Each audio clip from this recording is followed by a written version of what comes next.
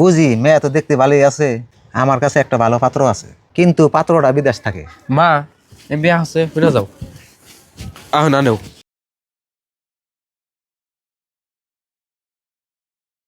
এই কেনে দেখে নিলি কছে বিদেশে থাকা পোলার কাছে সেমিনারে বিয়া দেনা গুনা, বিয়া করে হারা জীবন থাকবো বিদেশে, ও আর কি কাম আছে? ও মন জায়গায় বইনি বিয়ে দিম না।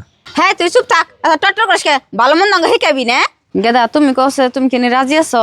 মা তুমি যা মন ধরে তাই করো, এনে আমার কোনো কথা নাই। ও তাহলে আহ ঘর ঘরে শিকার করে দিই।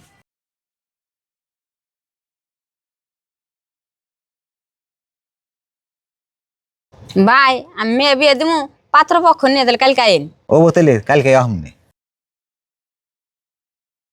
ও তাহলে আমরা ঘরে যাই, আর কালকে যে পাত্র পক্ষ থেকে যে মানুষগুলো আইবো টট্টর করস একটা থাবতে গাল ফাটিয়ে হেলদিম।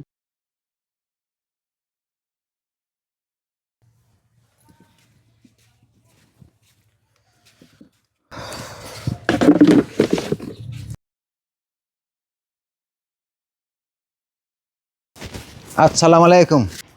ওয়ালাইকুম আসসালাম। ও ভাই আই পড়ছুন? আয় গেদা আছে টেনে বাইরে এসে স্টে পড়ছে। আহুন আইবো।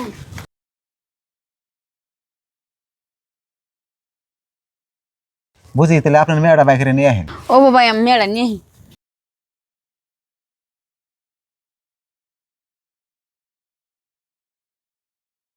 আসসালামু আলাইকুম। ওয়ালাইকুম আসসালাম। গিদি বয়। গেদি, তোমার বাবার নাম কি? সলিমুদ্দিন। তোমার নাম কি? সেমিনা খাতুন। বুঝি মেয়ে আঙ্গ পছন্দ হয়েছে, তাহলে আপনি এই লেনদেনের পেশালটা পারুন। আমি আর কি নেন বেসাল পারবো? আর নেই কোন কি কি নাকবো? আমার তো ছোটবেলা থেকে একটা আশা, আমার পোলার একটা গাড়ি দেন রাখবো।